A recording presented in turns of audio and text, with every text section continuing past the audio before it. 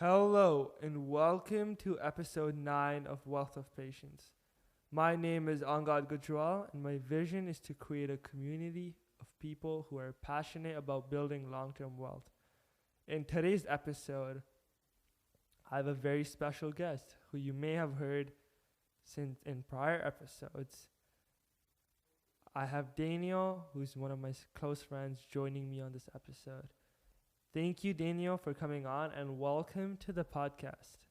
Hi, thanks for The materialistic or capitalistic lifestyle that we have in the West specifically, whether that truly makes people happy, based on our observations and obviously through our personal viewpoint, whether we think that is making society happy as a whole, and whether having a minimalistic lifestyle would be a better alternative and would make us truly happy.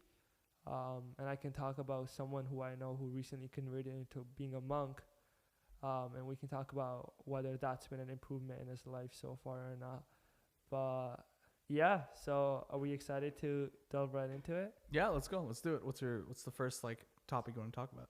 Okay, perfect. I want to talk about the capitalistic society that we live in. And I think we can all agree that the Western definition of success can be quite materialistic in the sense of having a big house or cars or just a white picket fence, as I think it's often called in the American dream. But there's a specific set of what success looks like in the Western world or the American dream or North American dream, and it's often quite materialistic. And I want to think about whether that should truly be your definition of success.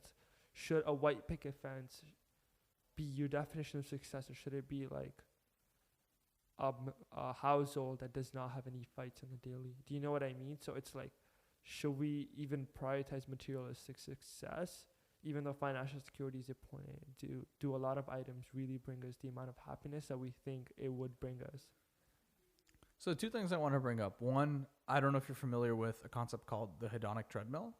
The hedonic treadmill is essentially this theory that as something makes you happy, you constantly need more of that thing to achieve the same happiness. I believe that's a hedonic treadmill. Maybe I'm confusing two different concepts. But so essentially it's if one candy brought you joy, after a certain amount of time of consistently eating one candy over a period of, let's say, a month, you now need two candies to maintain the same level of dopamine. Funny enough, it's similar if we talk about, for example, drug addiction. You need more of the same drug to maintain the same high, because you develop this sort of tolerance, whether it be a physiological or a psychological tolerance. And I think this is very relevant to discussing wealth and the minimalistic lifestyle, because when you live a materialistic lifestyle, the way that I would argue a very materialistic person, their purchases model the hedonic treadmill essentially. At first, one car is enough to satiate their materialistic hunger, but after that, you need a more expensive car. Right, you need a Lamborghini, and after 3 Lamborghinis, you might need a Bugatti Chiron, one of the most expensive cars in the world. And so it just keeps going up and up and up. In the same sense, you might be happy when you first hit $1 million. When you first, let's say you make your first $1 million and you buy a Lamborghini, but then afterwards, you already own a Lamborghini, so that Lamborghini is not going to bring you the same joy if you buy a second one. So what do you buy? You buy a yacht, let's say, and that's kind of the point. And one of the key criticisms to this type of lifestyle is that there is no way to achieve ultimate happiness. It's a constant journey of you trying to search for that happiness. And at some point you can't get that because there's only so far as money can go. Obviously, this is there's the theoretical aspect where, at some point a billionaire, you can only get so big of a yacht. And at that point, you've literally bought everything. You can do everything with the money that you have. What else can bring you joy? So just to kind of rephrase that, the point is that at some point, nothing will bring you joy, or very little will bring you joy, or extremes will bring you joy. And those extremes can lead to very unhealthy lifestyles. And that's one of the points. The other criticism to what I would call the materialistic lifestyle is that it's more or less dependent on, you're dependent on an external source for happiness. You don't necessarily find happiness within yourself. You find happiness on these other things. So once you're separated from your materialistic wealth, or you're put into a place where you don't have that, it can be a very distressful experience. Like if you imagine taking somebody who has who's a spoiled kid and they've lived their whole life in a 9-bedroom home, hotel, not a hotel, elevator, that type of stuff, all these luxuries, and then you put them in a cabin in the woods. The disparity between the change can be incredibly shocking and can make them feel very unwell. And so the point here is that you got accustomed to these luxuries. And so there's the threat that at some point luxuries may get taken away for whatever reason. And it's more of a minor thing compared to the other hedonistic criticism, but that can leave you in a very vulnerable state. Go ahead. No, that was very, like when you were mentioning that, I was thinking about and reflecting about my lifestyle and how my lifestyle has dramatically changed over the years on the second point when you were talking about it. And I think oftentimes it is definitely hard for people to adapt to a change in lifestyle specifically.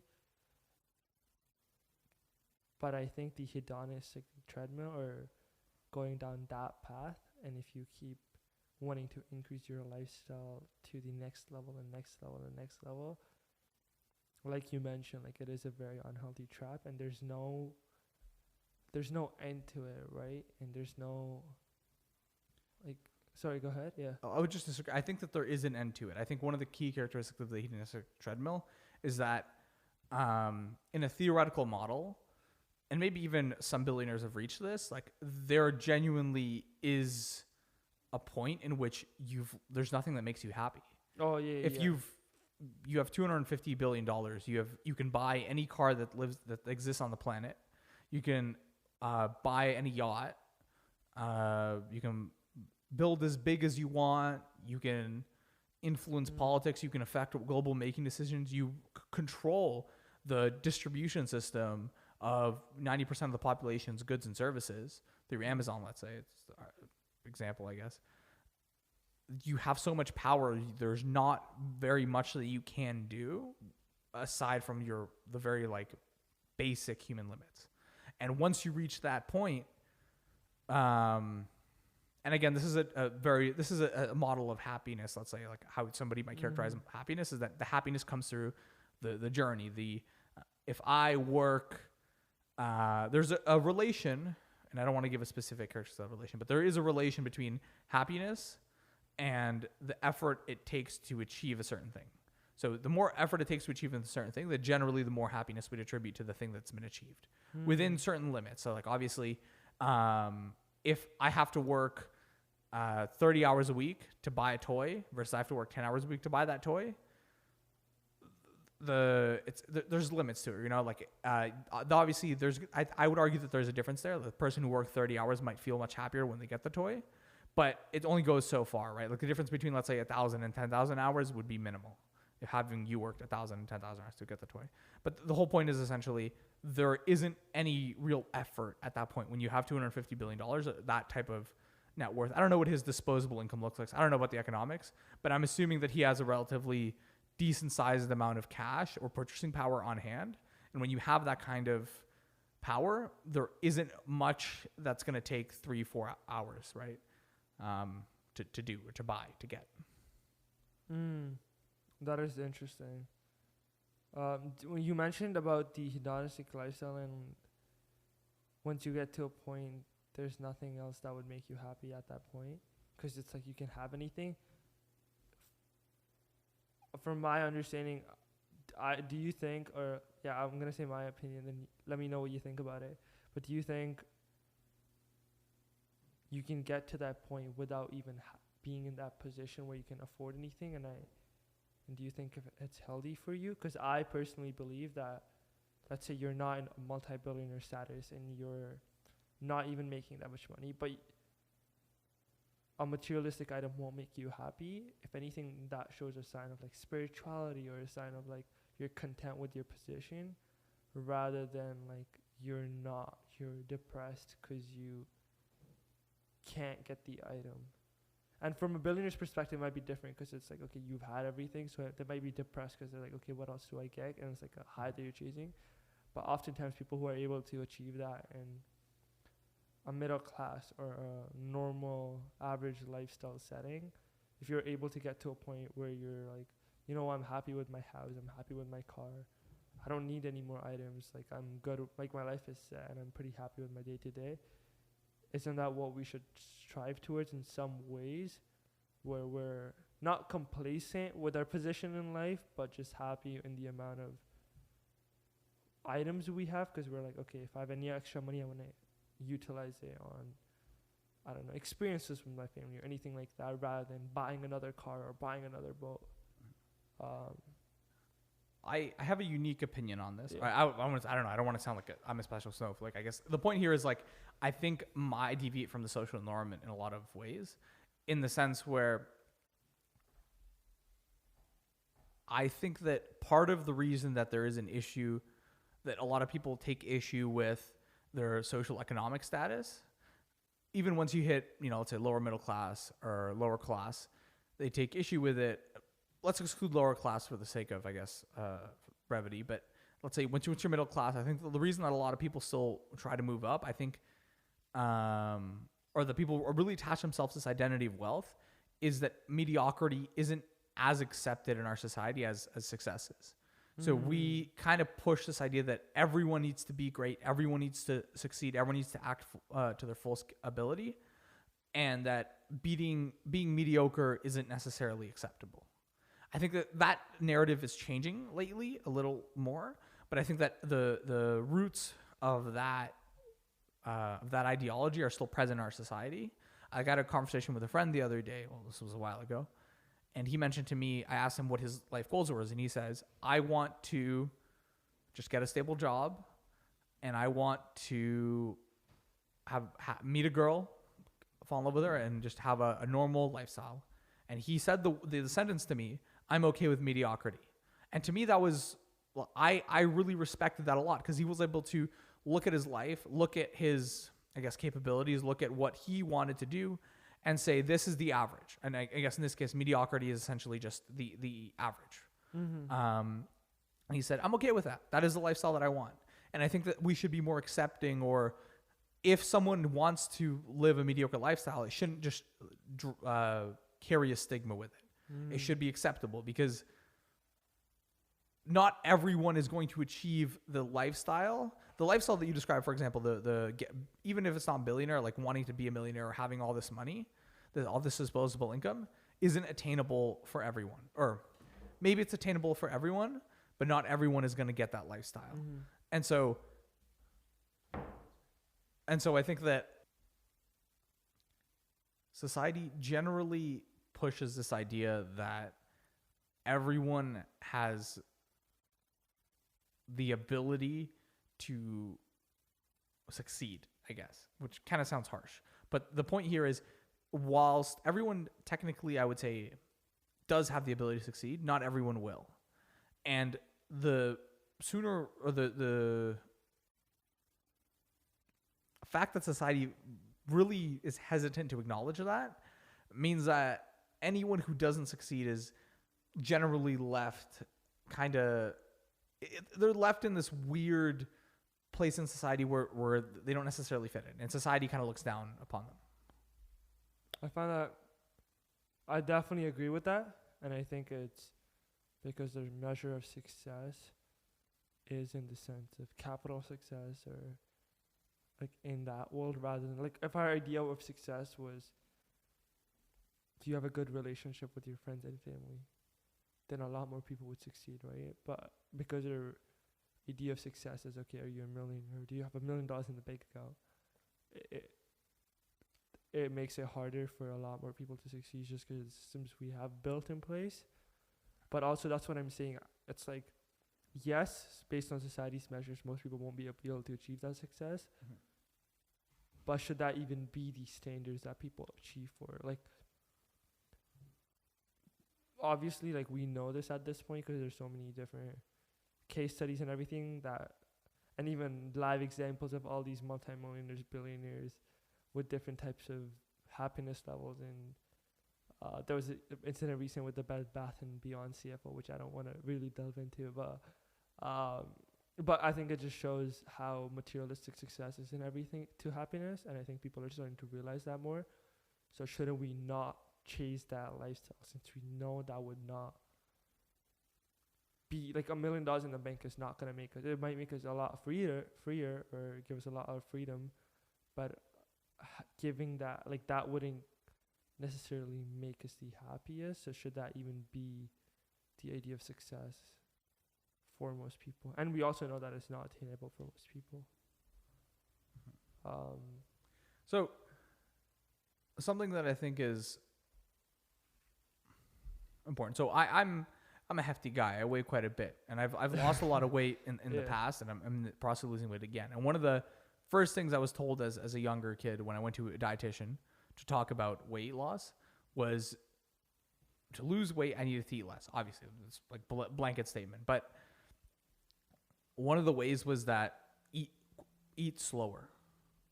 Eat slower. So what eating slower does is allows your body to, in a very basic, I'm not a dietitian. I'm not here to preach diet advice, from that clear in my description of actual bodily functions might be a little off, but it gives your body a chance to acknowledge how much food is actually in your system, and to then send the proper signals of whether you need to eat or not. Mm-hmm. Now, what I, as far as I understand, what's actually happening is hunger is an indication of when you eat to eat, not how much. And so when a signal happens of hunger, you just start to eat very quickly, very quickly. And that signal persists for a little bit until your body actually realizes that you've eaten, and then you're good. And so for eating slower allows your body the proper time to react and to acknowledge that that's there. And on the other hand, what goes hand in hand with this is the idea of savoring that bite. That food, for example, if I used to eat 3 hot dogs in one sitting, those 3 hot dogs were almost meaningless to me because I could eat 3 hot dogs. But now, let's say I have to eat 1 hot dog in that sitting in the same period of time, that hot dog assumes a position of more value in my life and in my diet. And I think that we can make that transition, that mentality, to materialistic wealth. If we pace ourselves with our consumption habits relative to our income. So if we have a lower income and we can only buy, well, let's say I could buy 1 toy a week, instead I might make the choice to buy 1 toy a month. And that allows that toy to get more usage and allows me to fully appreciate that toy and derive more value from it. It's a very basic concept, but it's from a very half-baked idea and primitive perspective, I guess, for me, from like this kind of like monkey analysis, it almost feels like society industrialized very quickly. Like the industrialization process happened very quickly in retrospect to relative to humans, and mass production and mass distribution and this dissemination of products happened incredibly quickly, such that we were almost overloaded with this ability to consume. In a very exaggerated sense, overnight we were able to consume everything, and to me that almost feels like an overload on our system, something that we're not prepared for, and so we just start consuming without consideration for the negative or positive effects of consumption. That is a very interesting way of looking at it.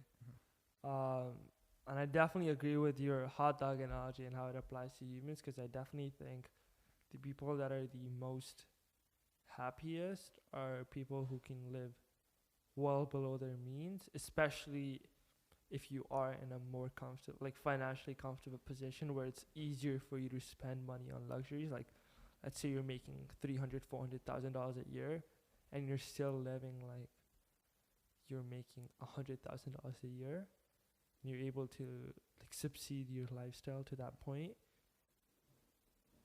That is a very good sign of someone who's in it for the fun of it, or who's in it because he truly enjoys whatever they're doing, rather than for the passion of materialistic success. And I also think that's a healthier way, because you can be making multi-millions of dollars and your lifestyle would not change.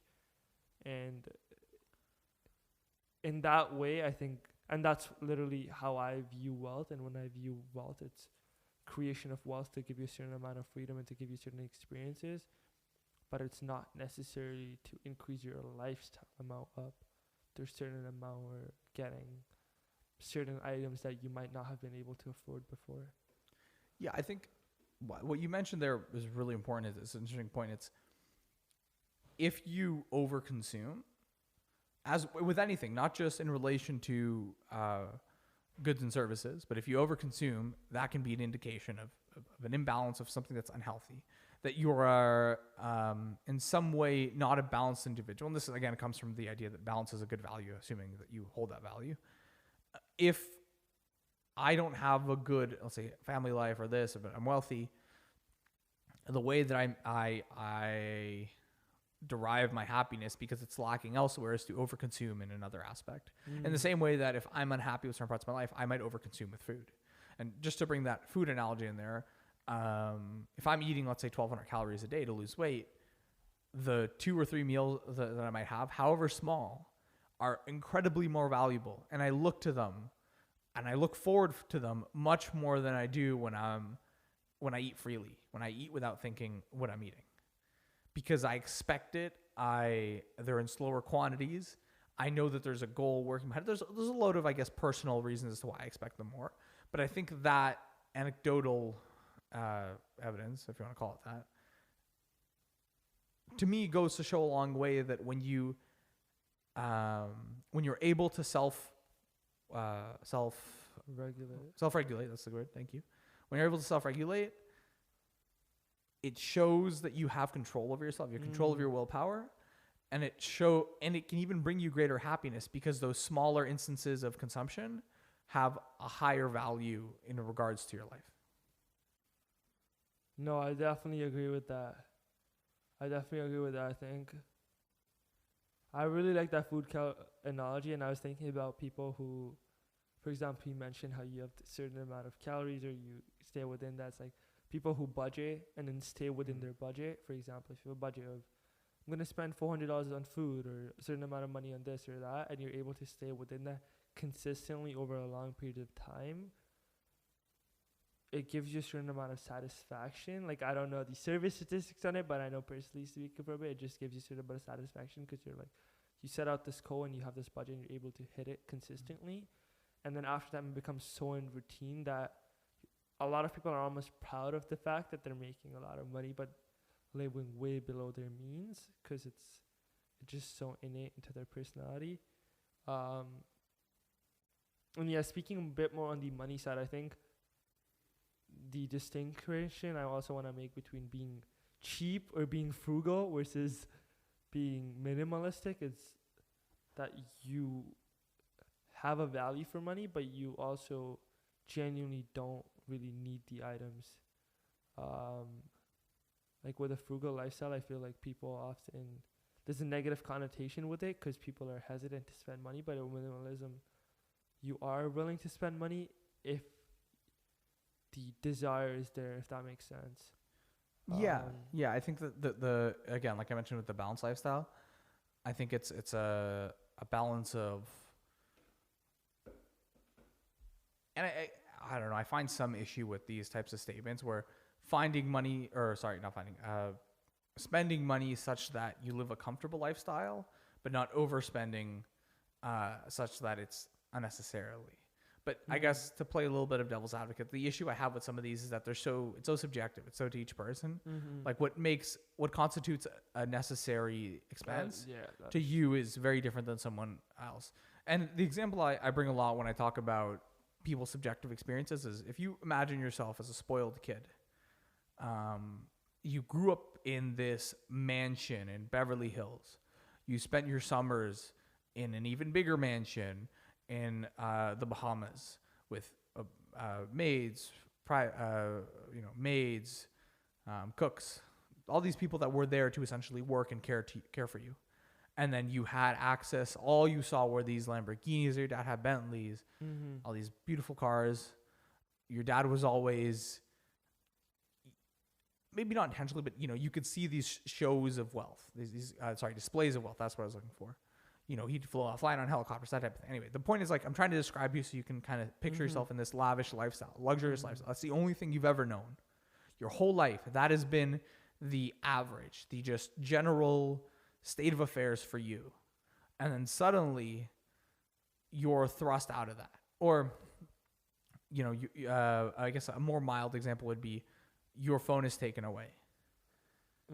That is such to a person who's had all these luxuries their whole life, like, that is such an incredible loss to them.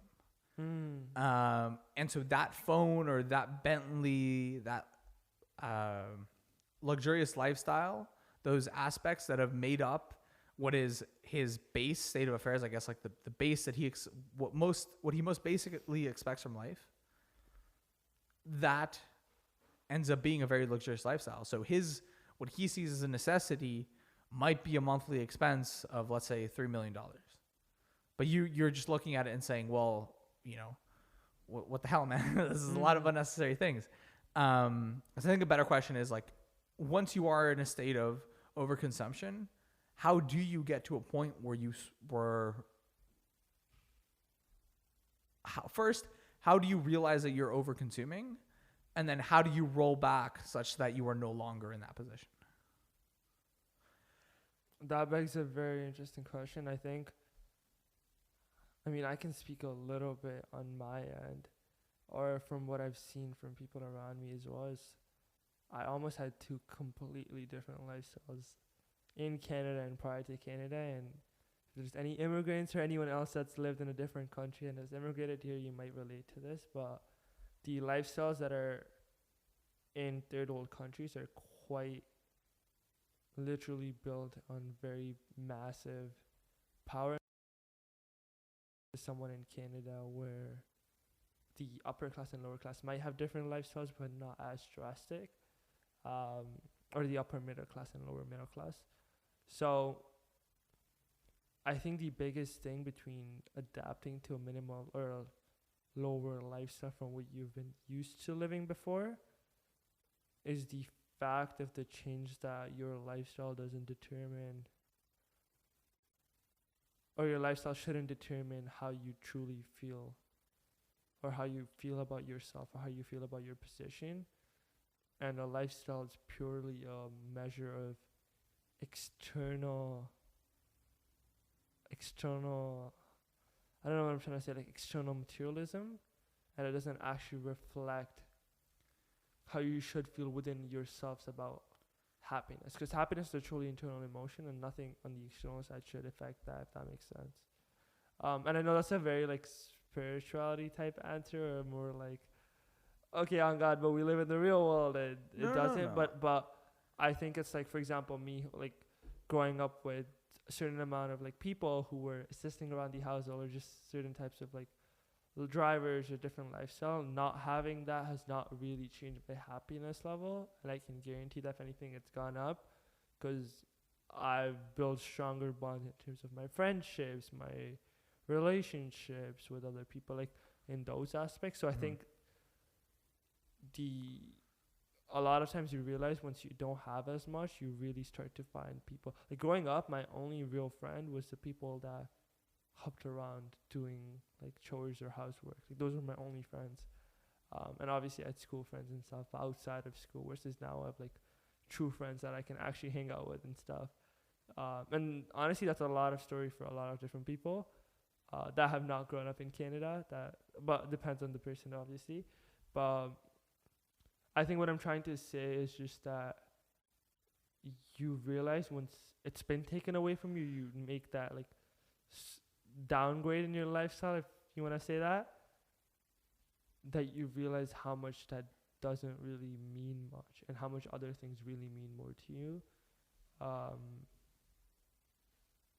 I think comfort is overrated in general, and I think a lot of times what you think, like money brings you more comfort and freedom, but it might not make you as happy as like just a normal conversation with friends, or just normal. I think I'm going a little bit of a tangent, but yeah, just like a normal, less comfortable lifestyle, even if it's not the most comfortable, but if it's more fulfilling or stronger relationships with people around you. Sure. What I got from that is almost, as an individual, you should have the capacity to separate your identity from your economic status. Yes. But I struggle. I have some reservations about that, especially for, I guess here's where I bring in my opinion. I guess kind of full on the table about minimalism. It's one's values are determined by their circumstance, which in turn is entangled with their identity, and that includes your economic status. Who you are, your personality, and your tendencies, everything that I guess makes up you, has been determined by your environment, your genetics. Environment and genetics, break it down to that. Your environment predominantly consists of your culture, your economic status, and your, I guess, the reigning political party and the political system that exists. You know, like the culture in a democracy and the way that people behave in a democracy versus a totalitarian state have some important differences in terms of the behavioral, the expression of their behavior. So that taking that into consideration, when we then talk about people, that's what determines people's values. Then I'd like to make another jump and say, well, values determine people's behavior, their actions, their wills, and their wants. And your circumstance will then determine your wills and wants. And those wills and wants can be materialistic. And so who's to say that me if I grew up in a very poor neighborhood, or like I grew up in a culture that really values wealth. And so I, over time, just developed this, I don't know, I'm like Smog from Lord of the Rings. I just want to hoard gold. That is just a core tenet of my personality. I guess at that point, I just reject minimalism on the basis that it's just not something I identify with. And so I think it's important when we talk about minimalism. I think minimalism has its value, but I think it's important to recognize that minimalism, to me, as a practice, is almost like rehab for capitalists. That's what minimalism is to me. Because I think capitalism has a lot of negative effects to society. But, at the same way, it's I have this subjectivist view of the world. So anything that people can value whatever they want, and I guess that's what they end up. That's just what they do. And who's for me to say that they should value something else? That's my view. But and obviously it has its limitations, specifically in regards to like economics here and minimalism. But I think that's the point. It's like, to me, the center of this conversation almost is rehab for capitalists, because capitalism has these negative effects. People that grow up in capitalism and are only ever exposed to capitalism might realize they have a different value if they're exposed to minimalism and they live that lifestyle for a while. Like you mentioned, that friend is a monk, and that's why they brought this up. It's like, to me, that almost feels like when if you live this lavish lifestyle, and then suddenly you immerse yourself in a complete minimalistic lifestyle. Like, how is that? Like, how does that play out? For me personally? For you personally, and for the friend you mentioned something about a monk earlier. Oh, yeah, no, that's just someone I know who recently has converted into a monk. And basically that person kind of denounced their car, quit their job, and went to Quebec to kind of take a meditation retreat, and now is on the path to transitioning into a full monk, and has been taken in by the temple, or the Buddhist temple, and is now going to be pursuing that path like fully. I've always been fascinated by that. My mom's visited Dalai Lama's Buddhist temple in North India, and she was very fascinated by it as well. Just like monks who have the simplest clothes, eat the simplest foods, don't have a car, don't have a house, live in the temple, do menial chores, and are just, they might not be happy, but they're not sad. They're just satisfied or at peace. And I don't know, I've always been interested by their lifestyle. There's a book called The Monk Who Sold His Ferrari, that it talks about someone who went from like a completely capitalistic lifestyle, investment banker, and then quit his job and then went into the monk. And as someone who's applying for investment banking positions, I was like, oh, I have a feeling that might be me in a couple of years, but hopefully not. But I just think it's interesting how people go from an extreme of investment banking or finance or whatever, like high achievements of success, and then I mean you call their rehab for capitalist, and I like the way you put it, but just how they want to go on the other side. I just find it interesting, and I think if you walk down Bay Street, like in Toronto, you're gonna see people just running to their jobs, to their dead end, just running in this rush. They have this frantic hurry over there. At the end of the day, to add a couple thousand, like a couple whatever $1,000 more to their paycheck, like they do anything for a promotion, right? So I don't know. I just think the lifestyle that we've created, it's interesting to take a look at it, and someone who understands the importance of wealth and building wealth and all of that, like I understand the importance with success and materialistic success. It's just like understanding whether that is even something that you truly want, or whether you would be happier with a more mediocre lifestyle or just a more chill lifestyle. I guess minimalistic doesn't necessarily. The reason I brought up mediocrity is I think that it's just the paramount value of wealth in our society stems from this idea of exceptionality and succeeding at all costs. But that aside, I think people go about their lives searching for meaning constantly. I think the core, the reason we have these, like, talk about like what is the meaning of life, all this crap. Happiness feels like, whether you're somebody who, you call somebody like hedonist, somebody who thinks that the meaning of life is just to be happy, or you're somebody that thinks the meaning of life is to be good, whatever the meaning is, we, regardless of that, go our life looking for happiness. We look for things that make us happy, things that make us feel content with the way things are. We're happy with the way things are. It's kind of weird to put it like that, because it's not just happiness. It's not just like the straight dopamine rush.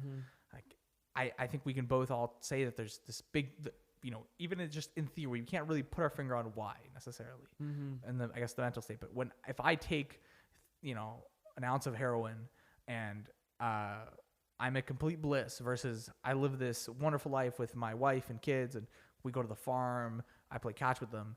They both, one gives me happiness, the other one gives me, I'm happy with my state of affairs. That's kind of the difference that I'm alluding to. And the point here is, when one doesn't find happiness somewhere, they're going to look for it elsewhere. And I truly think that there are some people that will live a completely materialistic, gluttonous lifestyle and will find that state of happiness. Really? But I also do think that those that choose to go down that path thinking that will be them, and find out that it doesn't give them that state of happiness, will turn to minimalism or some form of rehab for capitalists, as I call it, to find happiness elsewhere.